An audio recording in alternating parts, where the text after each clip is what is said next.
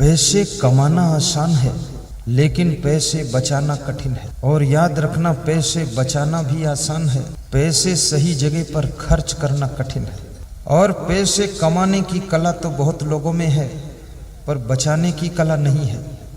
और कितने लोगों में बचाने की भी कला है, लेकिन सही जगह खर्च करने की कला नहीं है। तो पैसा आएगा, लेकिन आपको फायदा कुछ भी नहीं होगा। पैसा खर्च करने की कला सीखो। मेरे गुरुदेव बहुत अच्छी बात कहते हैं। वो क्या कहते हैं मेरे गुरुदेव? वही बताते हैं कि पैसा कमाने में जितनी बुद्धि चाहिए, पैसा बचाने में उसके दुगनी बुद्धि चाहिए।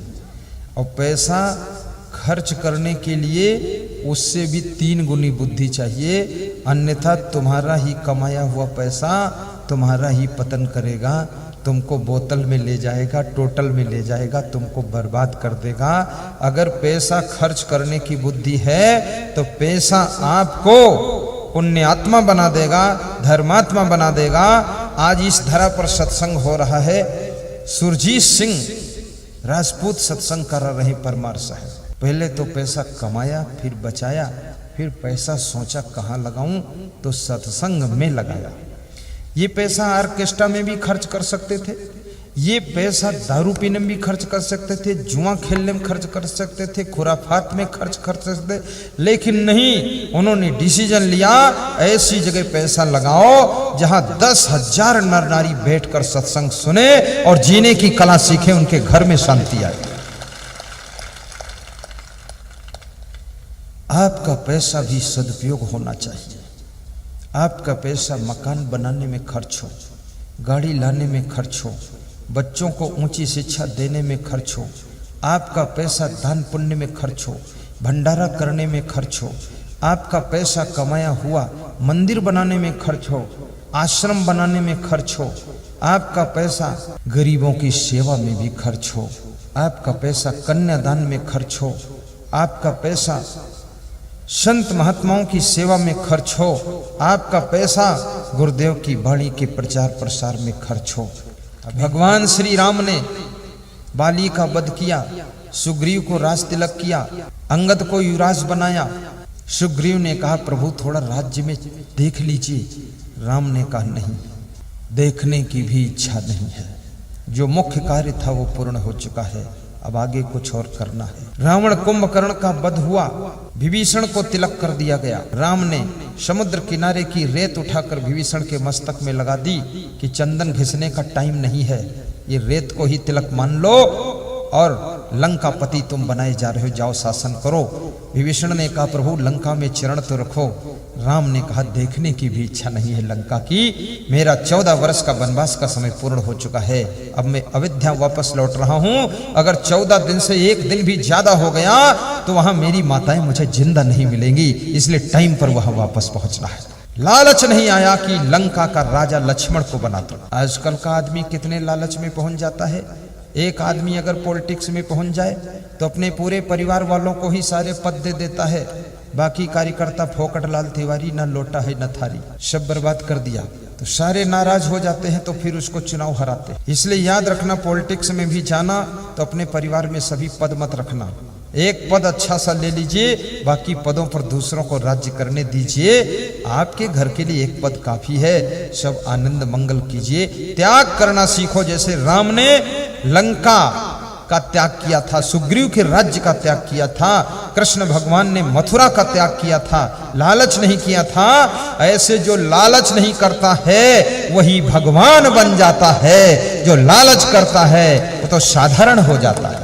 जिसका जितना हिस्सा होता हो उतना दे देना। कभी मकान बनाओ तो रास्ते में मकान मत बनाओ। मैं निवेदन करूंगा आप सभी से, इतने लोग तो समझ ही लेना। जब मकान बनाना शुरू करो 3 फीट जगह और छोड़ दो रास्ते, आकाश में बढ़ा लो 3 मंजिल 4 मंजिल, कौन रोकने वाला है। ऊपर चले जाओ, 2 मंजिल तक बिजनेस की दुकान बना दो, कमर्शियल। 3री मंजिल पर निवास बना दो, 4थी पर बेटे बहू को रख दो, और 5वीं पर कभी जाओ ही मत, नहीं ऊपर ही चले जाओ। हाँ, इतना बहुत है। सड़क पर मकान मत बनाओ। अभी मैं महाराष्ट्र में गया था, पिंपरी गांव में युवराज भक्त ने, भीमराज भक्त ने, जयलाल भक्त ने मुझको बुलाकर प्रोग्राम करवाया था। तो वहां एक गांव में मैंने देखा तो मकानों के बीच में 70 फुट की सड़क पड़ी हुई, 70 फुट 80 फुट चौड़ी, और पूरा पंचायत की ओर से सीमेंटीकरण कराया गया है। तो मैंने कहा गजब है, इतनी चौड़ी।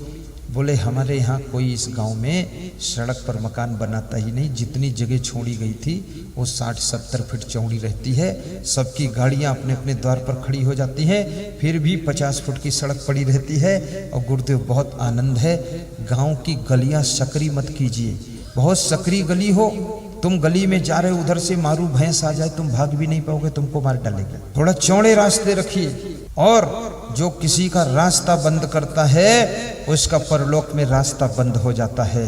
जो किसी का बिस्तर छीन लेता है उसको विश्राम बिस्तर पर भी नहीं मिलता है। जो किसी की रोटी छीनता है प्रकृति उसकी भूख छीन लेती है, और जो किसी का सम्मान खत्म करता है उसको दुनिया में कहीं आदर नहीं मिलता है। इसलिए दूसरों का ख्याल करना चाहिए। पुलिया उतरते ही साइकिल की स्पीड बढ़ गई, ब्रेक भी कमजोर थे। खुद के मन का ब्रेक कमजोर हो तो दूसरे ब्रेक भी क्या कर सकते हैं।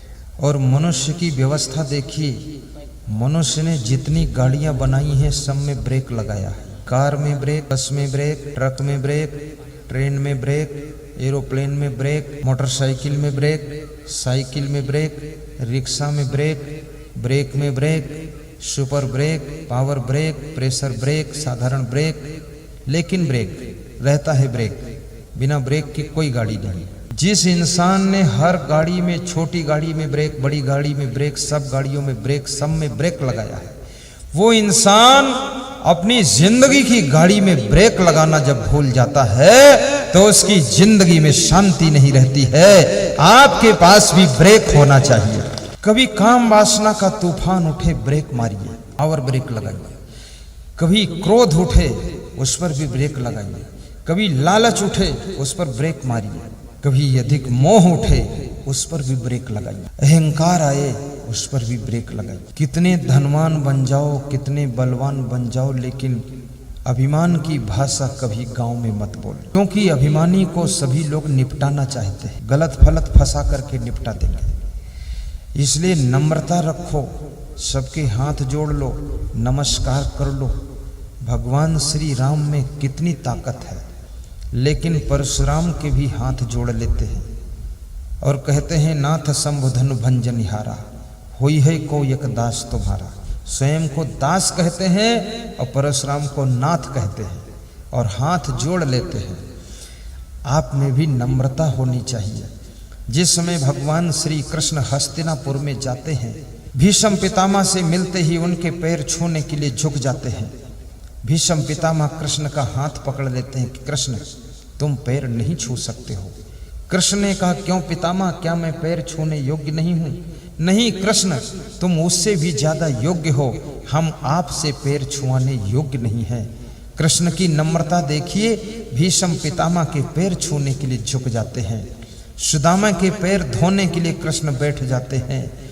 ये कृष्ण भगवान, जिसमें नम्रता है वही भगवान बनता है। अभिमानी तो दुर्योधन बनता है, अभिमानी कंस बनता है, अभिमानी रावण बनता है, अभिमानी कोई भगवान नहीं बन सकता है। आपके अंदर भी नम्रता होनी चाहिए। अपने सासू के पैर छू लेना, ससुर के पैर छू लेना, पति देव के पैर छू लेना, अपने माता पिता के पैर छू लो, बड़े भाई के पैर छू लो, गांव के बड़े बुजुर्गों के पैर छू लो, उनका आशीर्वाद ले लो। संत गुरु को भी हाथ जोड़कर नमस्कार कर लो।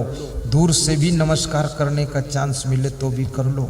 अभिमानी रावण मत बनो, देखते रहो टुकुर टुकुर हाथ मत जोड़ो। ये कोई बुद्धिमानी है? हाथ जोड़ दो, नमस्कार नमस्कार नमस्कार। मैं तो कोई नहीं बोलता तो भी उसको हाथ जोड़कर नमस्कार कर लेता हूँ। वो साधु ना हो तो भी, पेंट वेंट पहने हो तो भी नमस्कार मैं इसलिए जोड़ देता हूँ कि वो तो अज्ञानी है ही। मैं ही पहले हाथ जोड़ दूँ तो शायद उसको कुछ ज्ञान हो जाए, हाथ जोड़ेगा तो उसको बोध हो जाएगा, नम्रता आ जाएगी, बेड़ा पार हो जाएगा। इसलिए साधु को भी विनम्र होना चाहिए। कितने साधु भी बड़े अड़ियल होते हैं, ऐसा आंखें घुड़कते हैं, देखकर डर लगता है कि अरे परशुराम का अवतार आ गया साधु को बहुत सरल होना चाहिए, नहीं उससे लोग डर जाएंगे, उसके पास ही नहीं आएंगे। विनम्र होना चाहिए साधु महात्मा को, और साधु को बड़ा संतोषी भी होना चाहिए। जो मिले उसी में आनंद उठा लीजिए। आफत किस बात की है? मैंने तो अपने संतों से यहाँ तक कह दिया, अगर कोई दाल चावल आटा भी ना दे ला करके, भूल जाए या देर हो जाए, तो अपने पैसा से खरीद लेना, पर उससे वाद विवाद मत करना, कुछ मंगाना मत। और अपने संत जी से मैंने ये भी बोल दिया कि तेल वेल भी खरीद लेना और भोजन बनाकर खा लीजिए, झंझट खत्म कर दीजिए, भगत जी को भी खिला दीजिए, फिर लाएंगे तो उसको रख लीजिए, अगले गांव में खर्च कर दीजिए। हाँ, बड़ा संतोष चाहिए, गम खाना चाहिए, और अपने भाई की भी गम खाओ, घर की एकता बनाकर रखो। भाइयों और बहनों, अभी मेरा सत्संग विधायक श्री मुरली मोरवाल साहब करा रहे थे बड़नगर उज्जैन में। 60 लोगों का परिवार है, एक साथ रहते हैं। मैंने कहा काम क्या करते हो? तो बोले 50 एकड़ में ईंट भट्ठा लगा हुआ है, 2-3 भाई ईंट भट्ठा संभालते हैं, वाइफ गौशाला संभालती है, मैं पॉलिटिक्स संभालता हूँ, और एक भाई खेती बाड़ी संभालता है। हम 5-6 भाई हैं, सब एक में हैं, 300 बीघे जमीन है, पूरे शहर में 10-15 मकान हैं, और एक ही मकान में हम सब रहते हैं, बाकी मकान ऐसे रहते हैं। और गुरुदेव, घर में कभी किचकिच नहीं होता है, और हर वर्ष हम सत्संग कराते हैं। हमारा मैरिज गार्डन लॉन है, इसमें 3 दिन का प्रवचन चलेगा ही, 7 दिन कथा होगी ही। इस साल आपका नंबर था, तो मैंने कहा अब कब नंबर आएगा? बोले तुम्हारा 2 महीने बाद फिर नंबर आ रहा है, 3 बार करा दूंगा 1 साल में आपका। मैंने कहा यहीं कराओगे? बोले नहीं, अलग अलग स्थानों में करा दूंगा। मैंने कहा क्यों? बोले अपनी पूरी विधानसभा को आपका प्रवचन सुनवा दूंगा, और मेरी विधानसभा में कोई आपका प्रवचन कराएगा 51,000 मैं मदद करूंगा, और बाकी वो अपना देख ले। इतनी बड़ी श्रद्धा उनकी। एकता में बहुत बड़ी शक्ति होती है, जुड़ करके रहो, टूटने की कोशिश मत करो। फूल जब एक धागे में दर्जनों जुड़ जाते हैं तो उसको माला कहा जाता है, वो गले में पहनी जाती है। और फूल जब अकेला रहता है तो उसको चरणों में डाल दिया जाता है, और उसको पैरों से जल्दी रौंद देते हैं। और फूल जब माला बनता है तो गले की शोभा बढ़ाता है। एकता के सूत्र में बंध जाओगे तो याद रखना, तुम बहुत ऊंचाई पर पहुंच जाओगे, और बिखर जाओगे तो गलियों में कुचल दिए जाओगे। एक धागे को छोटा सा बच्चा तोड़ सकता है, लेकिन 1000 धागे मिलकर के जब रस्सा बनता है तो उसमें हाथी भी बंधा रहता, वो भी उसे तोड़ नहीं पाता है। एक मधुमक्खी को छोटा सा बच्चा अंगुली से दबाकर मार सकता है, लेकिन 10,000 मधुमक्खियां जब हमला करती हैं तो हाथी भी चिल्लाकर भागता है, बंदूकधारी भी भागता है, उनके सामने कोई टिकता नहीं है। मधुमक्खियों का संगठन हाथी को भी पछाड़ देता है। आपके घर में भी संगठन होना चाहिए। कितने बड़े बड़े समस्याओं के हाथी हों, वे सब पछड़ जाएंगे और आपको सफलता जरूर मिलेगी। इसलिए संगठन रखिए। कितने घरों में तो पति पत्नी में भी संगठन नहीं, बोलचाल नहीं है। 3-3 महीने से पति पत्नी बोलते नहीं, रहते एक ही घर में है, बोलचाल बंद है। कितने लोग पिता पुत्र बातचीत नहीं करते, बहुत नाराज हैं अपने बाप से कि तुमने हमको पैदा क्यों किया, ये बहुत बड़ी गलती किया, हम दुनिया में ना आते तो ठीक था, यहाँ लाकर कहाँ झंझट में डाल दिया। बहुत ज्यादा क्रोध आ रहा है। पिता से क्रोध करके तुम बहादुर नहीं बनोगे, अपने भाई को मार करके तुम कोई वीर नहीं कहलाओगे, अपनी पत्नी को पीट करके तुम महान नहीं बन सकते हो। याद रखना, जो पिताजी की गम खा ले, माँ की बात को सह ले और भाइयों को समझा कर रख ले और अपनी वाइफ के साथ में समता सुमत से रह ले, वही व्यक्ति महान होता है, वही बुद्धिमान होता है। घर चलाने की कोशिश भी कीजिए, घर की व्यवस्थाओं को बिगड़ने मत दीजिए। घर में 4 बातें जरूर ध्यान रखिए। बच्चों को अच्छे संस्कार देने के लिए टाइम निकालिए। नंबर 2, नौजवानों को काम देने के लिए योजना बनाइए। नंबर 3, बूढ़े लोगों को सम्मान दे करके खुश रखिए, उनके मन को दुखी न कीजिए। नंबर 4, द्वार पर आए हुए अतिथि का अपमान मत कीजिए और साधु संत के सत्संग का लाभ रोज लीजिए। पेन ड्राइव और मेमोरी कार्ड के द्वारा प्रवचन सुनते रहिए ताकि आपके घर में लोगों का दिमाग बिगड़ने न पाए। आज एक सज्जन आए थे, कह रहे थे अपनी पत्नी से बहुत परेशान हूँ। तो मैंने कहा वो क्या करती है, उसको सत्संग सुनवाओ। तो बोले सत्संग में बिठाता हूँ तो बैठती ही नहीं है, कभी कभी सुन लेती है और प्रायः अपना काम करती रहती है और गुस्सा बहुत करती है, क्रोध बहुत करती है। याद रखना, जिस पति ने तुम्हारे साथ में विवाह किया है उसको भी बहुत बड़ी आशा थी कि मेरी पत्नी आएगी तो मैं बड़े सुख से रहूँगा, और उसको लगा कि कोई देवी रूप आ रही है, लेकिन जब घर में पहुंची तो चंडिका अवतार पहुंच गई। तब उसने देखा रूप भयंकर कि ये तो बहुत खतरनाक है देवी। उसका मन दुखी होता है। अपने पतियों को भी सताओ मत, उनको दुख मत दो, प्रेम से रखो। बाहर कितना संघर्ष करते हैं वे, किस किस तरह से पैसे कमा कर लाते हैं वे, खेती बाड़ी में रात दिन पसीना बहाते हैं वे, तब कमा कर लाते हैं अन्न, तुमको करते हैं प्रसन्न। नौकरी करते हैं, शिक्षक बनते हैं, 9 बजे स्कूल जाते, 5 बजे वापस आते, दिन भर वहाँ बैठे रहते हैं। पुलिस में नौकरी किया, 24 घंटे ड्यूटी लगी हुई है, धूप में ड्यूटी लग गई, वहाँ तपस्या कर रहे खड़े हुए, और तुम उनसे प्रेम से बोल दोगी तो उनको दुख नहीं होगा, खुशी हो जाएगी। कम से कम घर में हमको सम्मान मिल जाता है। और याद रखना, सम्मान देने से कोई छोटा नहीं होता है, सम्मान देना चाहिए, इससे दूसरों को खुशी होती है। अपने पतियों से बात भी न लड़ाया करो, वकील मत बना करो, एडवोकेट बन करके तर्क वितर्क कुतर्क किच किच पिच पिच, कोई मतलब ही नहीं, बात जीतने का कोई अर्थ ही नहीं है। बोलो मत, धीरे बोलो, कम बोलो, मुस्कुरा कर बोलो, खुश रहो, काम करते रहो, प्रवचन सुनते रहो, बर्तन मांजते रहो, मोबाइल से प्रवचन सुनते रहो, भजन सुनते रहो, भोजन बनाते रहो, प्रवचन सुनते रहो। यहाँ पुस्तक की दुकान से मेमोरी कार्ड और वो पेन ड्राइव प्रवचन के खरीद लो, 150 घंटे का उसमें प्रवचन है। न जाने कब टीवी में बंद हो जाए और न जाने कब मैं मिलूं न मिलूं, कहीं विदेश चला जाऊं, तो कम से कम 150 घंटे का प्रवचन रहेगा। तो आधा घंटा रोज सुनोगे तो साल भर सुनते रहोगे, कल्याण होगा, मन सुधरा रहेगा, शांति मिलेगी और आपका घर मंगलमय हो, आपका घर मंगल भवन बने, आपके घर में कोई अमंगल घटना ना हो, ऐसी मैं शुभकामना करता हूँ। तो मैं आपको बता रहा था कि वो साइकिल चालक जवान व्यक्ति साइकिल चला रहा है और उसमें क्या बोल रहा है, गा रहा है, फिर गीत गाता है, पुलिया से साइकिल उतर रही है कि मेरा मन डोले, मेरा तन डोले, मेरे दिल का गया करार रे, कौन चलावे साइकिलिया।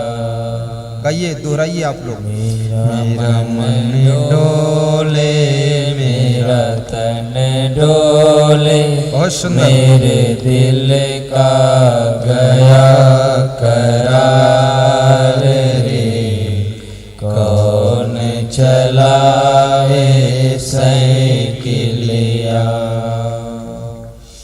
तो उसकी वाइफ फिर बोलती है कि तेरा मन डोले, तेरा तन डोले, तेरे दिल का गया करार रे, कौन संभाले साइकिलिया। जिसका मन डोल गया, तन डोल गया, साइकिल कैसे संभलेगी, दिल का करार चला गया। भाइयों बहनों, साइकिल नीचे उतरने पर स्पीड बढ़ जाती है, ब्रेक कमजोर है, साइकिल सड़क किनारे गड्ढे में गिरती है, पत्नी को चोट लगती, बच्चों को चोट लगती है, साइकिल चालक नौजवान पति को भी चोट लगती है और पति चिल्लाता है, पुलिया की दीवार पर बैठे हुए लोगों को बुलाता है कि आओ मेरी साइकिल उठा लो। तो पुलिया की दीवार पर बैठे हुए नवयुवक वो भी गीत की कड़ी गाते हैं कि तेरा मन डोले तेरा तन डोले, तेरे दिल का गया करार रे। कौन उठावे साइकिलिया, तेरा मन डोले तेरा तन डोले, तेरे दिल का गया करार रे। कौन उठावे साइकिलिया। पुलिया की दीवार पर बैठे हुए नवयुवक कहते हैं, तेरा मन डोल गया तेरा तन डोल गया, तेरी साइकिल कौन उठाएगा? क्योंकि मेरा मन भी तेरे जैसा ही है, वो पहले से डोला हुआ है। मैं तेरी साइकिल क्या उठाऊं? ये साइकिल क्या है? ये शरीर रूपी साइकिल है। और याद रखना, ये 5 इंद्रियां इस साइकिल पर बैठी हुई हैं, ज्ञान इंद्रियां। और जब ये मन डोल जाता है, तन डोल जाता है, तो 5 इंद्रियों की भी दुर्दशा होती है और आपके जीवन की शांति भंग होती है। और जीवन की साइकिल फिर शराब के गड्ढे में गिरती है, या कि जुआ के गड्ढे में गिर जाती, बुराई के गड्ढे में गिर जाती है। उसको उठाने वाला कौन है? अगर कोई सदगुरु मिल जाए तो अपने सत्संग की शक्ति से आपके जीवन की साइकिल को बुराइयों के गड्ढे से उठा करके सतमार्ग की सड़क पर चलने का तरीका सिखा सकता है।